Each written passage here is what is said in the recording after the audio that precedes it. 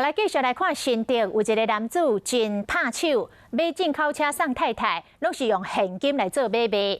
原来伊是卖毒集团的成员，趁钱拿咧趁水。警方经过3个月布线追查，总算把这个集团9个人总抓起来。现场毒品彩虹粉的半成品高达81万支，还有现金800多万。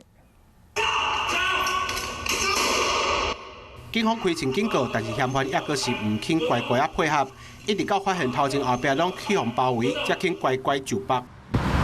新竹县城5分局破获李姓男子带头的卖毒集团，将9个人全部抓起来。一根的单价是600块台币。带着这古锥的毒样，但是内面底全部拢是毒品彩虹粉，加这一包就要卖几万块，利润是好到惊死人。